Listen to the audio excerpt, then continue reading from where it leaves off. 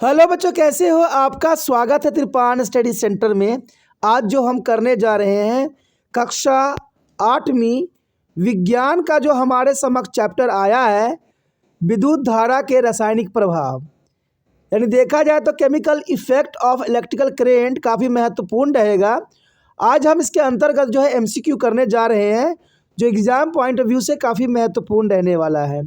महत्वपूर्ण ये इसलिए भी रहेगा क्योंकि आपको जो है ये हिंदी इंग्लिश दोनों ही माध्यम में समझाई जाएगी, जो कि काफ़ी महत्वपूर्ण रहेगा। आप कोई भी वीडियो देखिएगा वो हिंदी इंग्लिश दोनों में ही रहेगा, तो ये काफ़ी महत्वपूर्ण आपके लिए बन जाता है। ये एमसीक्यू हर एक बच्चे के लिए महत्वपूर्ण रहेगा, चाहे वो स्कूल में पढ़ते हो चाहे कोई कंपटीशन की तैयारी करते हो, हर जगह अपना महत्वता रखेगा। चलिए देखते हैं हमारा आज टॉपिक क्या आया है। यहाँ पर जो हम चैप्टर करने जा रहे हैं काफ़ी महत्वपूर्ण है, विद्युत धारा के रासायनिक प्रभाव। विद्युत धारा के रासायनिक प्रभाव जो है कक्षा 8वीं विज्ञान का अध्ययन है, जिसमें हम एमसीक्यू के अंतर्गत जो है क्वेश्चन करेंगे और ये काफ़ी महत्वपूर्ण रहेगा हर एक एग्ज़ाम पॉइंट ऑफ व्यू से। इसको आपको समझना है, एनालाइज करना है और एग्ज़ाम में अच्छे अंक प्राप्त करना है। तो चलिए देखते हैं हमारा यहाँ पर क्वेश्चन क्या आया है। हमारे समक्ष जो अगला क्वेश्चन आया है काफ़ी महत्वपूर्ण है और क्वेश्चन है कि कौन सा गैर इलेक्ट्रोलाइट्स नहीं है। देखिए नॉन यानी which is not a non electrolytes, यानी देखा जाए तो नॉन इलेक्ट्रोलाइट्स। क्वेश्चन बहुत दिलचस्प है और यहाँ पर हम बात करें तो ए है एथिल अल्कोहल, बी है सोडियम क्लोराइड, सी है यूरिया, डी है सोडियम सॉल्यूशन। तो ये काफ़ी महत्वपूर्ण यहाँ पर क्वेश्चन है कि नॉट अ नॉन इलेक्ट्रोलाइट। देखिए दोस्तों, क्वेश्चन ही समझना बहुत ज़रूरी होता है। बच्चे यहाँ वहाँ से समझ लेते हैं, तुक्का लगा लेते हैं, आंसर लिख लेते हैं, लेकिन जब तक आप क्वेश्चन को नहीं समझिएगा सारी बातें जो है अधूरी की अधूरी रह जाएगी। अब यहाँ क्वेश्चन हमसे पूछ लिया है गैर इलेक्ट्रोलाइट्स, यानी नॉन इलेक्ट्रोलाइट्स नहीं है, नहीं है गैर इलेक्ट्रोलाइट्स नहीं, यानी जो इलेक्ट्रोलाइट्स होती है वो पूछ रखा है हमसे। क्वेश्चन बड़ी विचित्र है, इसी जो है चक्रव्यूह में सारे बच्चे फंस जाते हैं। और देखा जाए तो ethyl alcohol, urea, sodium solution, ये सारे के सारे जो हैं गैर इलेक्ट्रोलाइट्स हैं, यानी नॉन इलेक्ट्रोलाइट्स सारे के सारे हैं, एक गैर इलेक्ट्रोलाइट्स नहीं है। तो बी ऑप्शन के साथ आप जा सकते हो। चलिए देखते हैं अगला क्वेश्चन क्या है हमारे समक्ष। यहाँ पर जो हमारे समक्ष आगे का क्वेश्चन आया है, क्वेश्चन है क्रोमियम चढ़ाना कई वस्तुओं पर किया जाता है, जैसे कार के हिस्से, स्नान के नल, रसोई गैस स्टोव आदि। क्यों क्रोमियम चढ़ाना कई वस्तुओं पर जरूरी क्यों होता है? तो chromiums plating is done on a many object such as a car parts, bath tub, keychain, gas stove etcetera by. Question is very interesting. Option है कि यह संक्षारण नहीं करता है लेकिन खरोच को रोकता है, बी यह सुंदर दिखता है, सी इसकी लागत कम है, डी वस्तु अधिक कीमत पर बेची जा सकती है। देखा जाए तो क्वेश्चन काफ़ी महत्वपूर्ण है और काफ़ी इंटरेस्टिंग है। क्रोमियम चढ़ाना कई वस्तुओं पर क्यों जरूरी पड़ जाती है? आखिर हम किस चीज़ के लिए चढ़ाते हैं? क्या हम वस्तु अधिक कीमत पर बेचने के लिए लगाते हैं, या इसकी लागत कम करने के लिए करते हैं, या यह सुंदर दिखता है इसलिए, या संरक्षण नहीं करता है लेकिन खरोच को रोकता है? ये काफ़ी महत्वपूर्ण बात है, तो इसको आंसर आपको समझना चाहिए क्या हो सकता है इसका। देखिए हम आंसर, तो इसका आंसर डायरेक्ट है, it does not be corroded but is a prevent a scratch.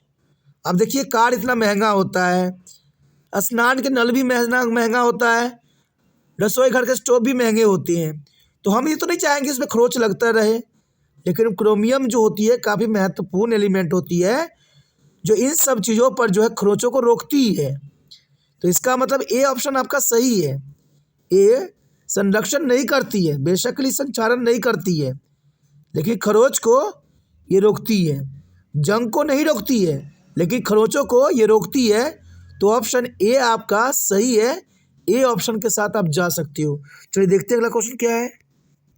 आगे जो हमारे समक्ष क्वेश्चन आया है, क्वेश्चन है कि विद्युत के माध्यम से किसी अन्य पदार्थ पर किसी वंचनीय धातु की परत जमा करने की प्रक्रिया को डैश कहा जाता है।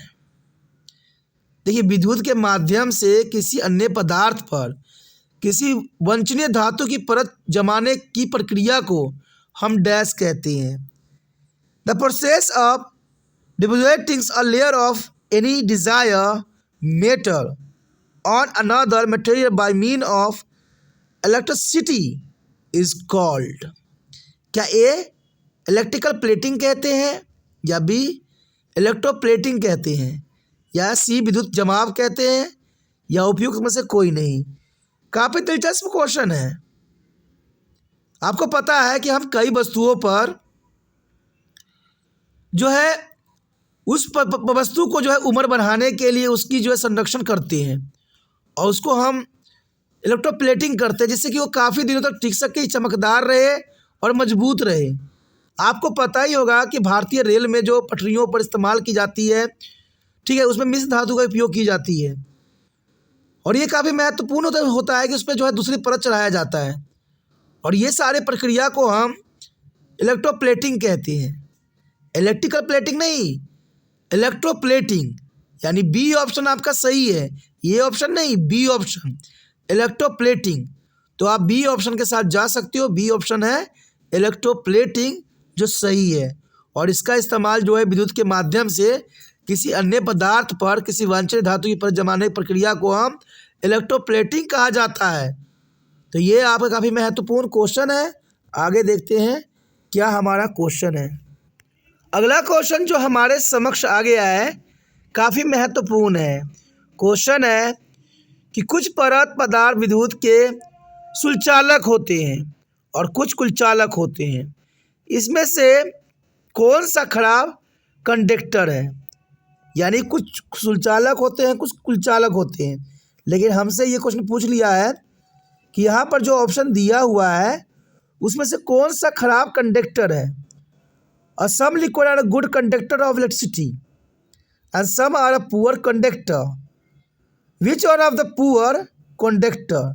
तो पुअर कंडक्टर कौन होगा? क्या अम्लीय सलूशन होगा, ये यही क्षारीय सलूशन होगा, या सी सामान्य नमक का घोल होगा, या डी अशुद्ध जल यानी डिजिटल वाटर।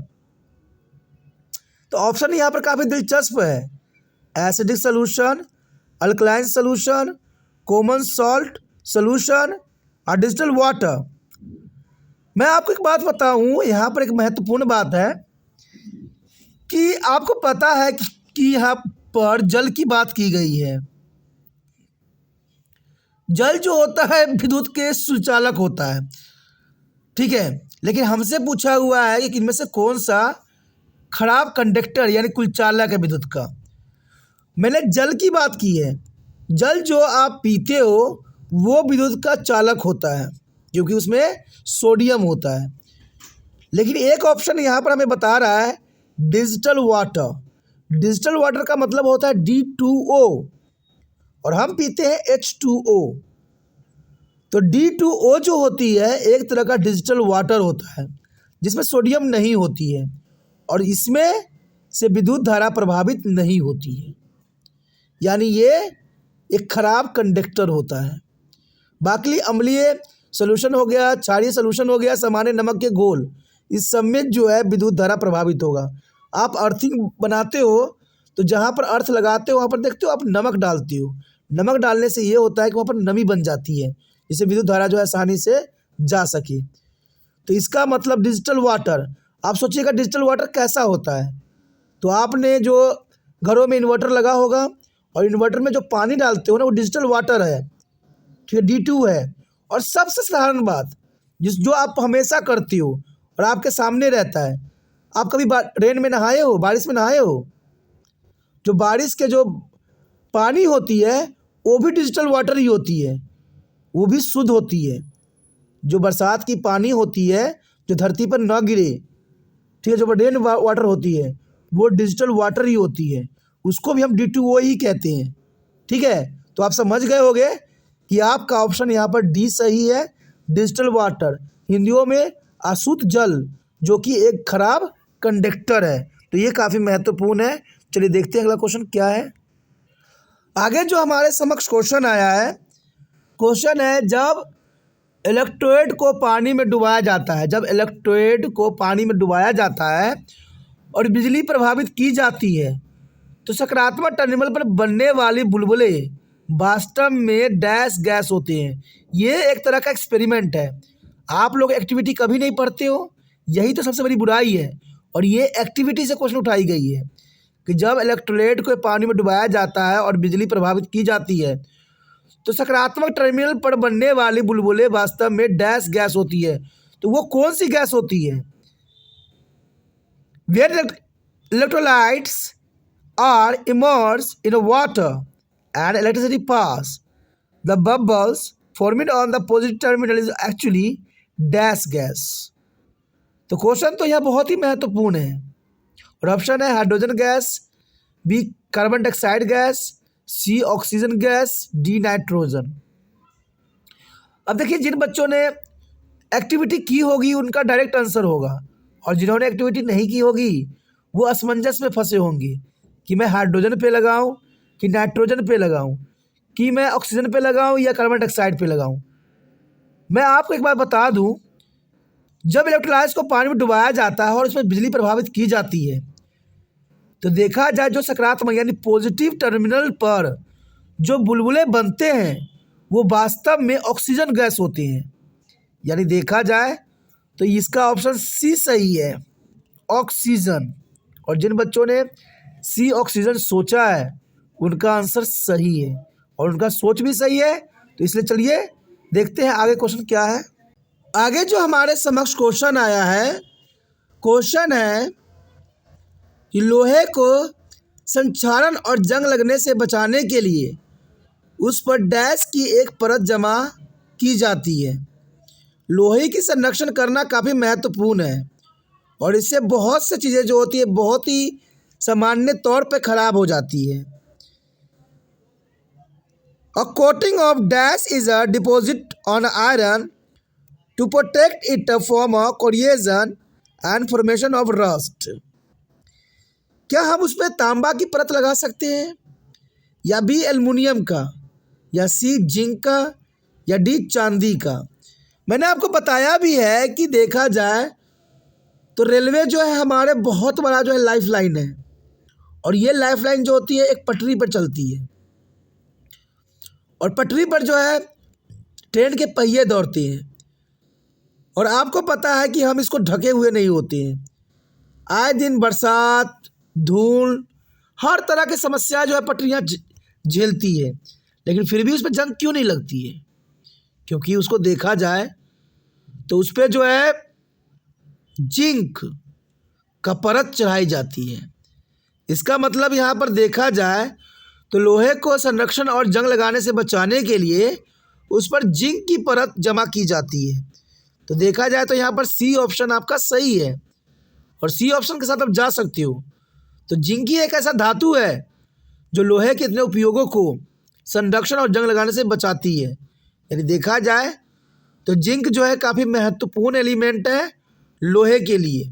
चलिए देखते हैं अगला क्वेश्चन क्या है। आगे जो हमारे समक्ष क्वेश्चन आया है, क्वेश्चन है कि भोजन भंडार के लिए उपयोग किए जाने वाले टीन के डिब्बे लोहे पर टीन का विद्युत लेपन करके बनाए जाते हैं, आखिर ऐसा क्यों? भोजन भंडार के लिए उपयोग किए जाने वाले टीन के डिब्बे में लोहे पर टीन का विद्युत लेपन करके बनाए जाते हैं, आखिर ऐसा क्यों? A tin can used for storing of food are made of electroplating tin onto iron. Why? तो ऑप्शन ए 3 चमकदार रूप देता है, बी जहाज को सस्ता बनाना, सी 3 लोहे की तुलना में कम क्रियाशील होती है, या डी बर्तन को हल्का बनाना। क्वेश्चन काफ़ी महत्वपूर्ण है और काफ़ी ज़रूरी है। तो देखा जाए तो इस क्वेश्चन के जो ऑप्शन है, 3 give a shiny appearance, B to make the vessel cheap, and the C tin is a less reactive than iron, and D to make a vessel of lighter। तो काफी महत्वपूर्ण बात है यहाँ पर। तो इसका आंसर जो होगा, टीन लोहे की तुलना में कम क्रियाशील है। The tin is a less reactive than iron. C option के साथ आप जा सकते हो, सी ऑप्शन आपका सही है। तो आप बने रहे तिरपान स्टडी सेंटर के साथ, और जितना हो सके इस वीडियो को शेयर जरूर करें, क्योंकि शेयर ही दूसरे बच्चों का केयर है। ना इसमें कोई फॉल्स है, ना कोई इसमें लालच है। दूसरे बच्चों का मदद करना आपका फ़र्ज़ है। तो इस बात को ना भूलिए, जितना हो सके शेयर कीजिए, जितना हो सके इसको जो अपने व्हाट्सएप स्टेटस पे लगाइए, जिससे दूसरे बच्चे भी देख सके, दूसरे बच्चे भी ज्ञान की प्राप्ति कर सके। इसे सोचना नहीं है दोस्तों, यूट्यूब से लिंक को कॉपी करके व्हाट्सएप स्टेटस पे लगाना है। पहली बार मेरे चैनल पे आए हो, पहली बार वीडियो देख रहे हो, समझ में आ रहा है, अच्छा लग रहा है और चाहते हो कि और भी वीडियो आपको इसी प्रकार प्राप्त होता रहे, और प्राप्त होगा भी क्यों नहीं, क्योंकि तिरपान स्टडी सेंटर 8th क्लास से लेकर MA तक के बच्चों के लिए एक महत्वपूर्ण प्लेटफॉर्म तैयार किया हुआ है। यहाँ पर सारी वीडियो समझ में आएगी, अच्छा लगेगा, और आपको मुझे विश्वास है कि एग्ज़ाम में कभी भी आपके साथ कुछ बुरा नहीं होगा। जो तिरपान स्टडी सेंटर का जुड़ता है उसको कभी बुरा नहीं होता है, और इसी उद्देश्य से तिरपान स्टडी सेंटर हर समय आपके लिए कुछ न कुछ करता ही रहता है। इसे सोचिए नहीं, विचार न कीजिए, अभी तिरपान स्टडी सेंटर को सब्सक्राइब करके अपने मोबाइल में सेव कीजिए।